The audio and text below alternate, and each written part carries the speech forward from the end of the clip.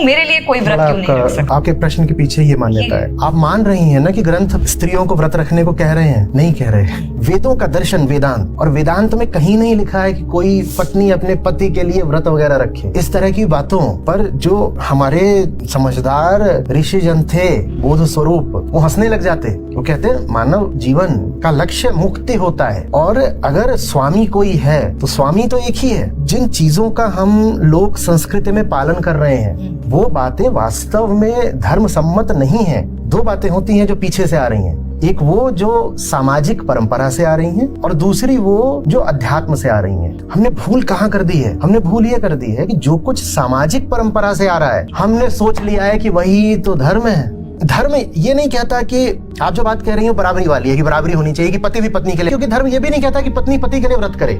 आप इस अर्थ में बराबरी चाह रही हैं कि एक काम पत्नी कर रही है तो पति भी करे। उन्होंने जो बराबरी दी है वो और आगे की है। वो कह रहे हैं व्रत का एक ही मतलब होता है मुक्ति। व्रत माने संकल्प। उपवास का मतलब होता है पास रहना। पास रहना, उप माने निकटता, वास माने स्थित होना। तो व्रत उपवास, व्रत माने संकल्प। इनका मतलब ये नहीं होता कि निराहार रह जाओ, भोजन नहीं करना है। इनका मतलब होता है कि मैं संकल्प उठाऊंगी कि जीवन में मुझे ऊंचे से ऊंचा जाना है। इसको व्रत कहते हैं।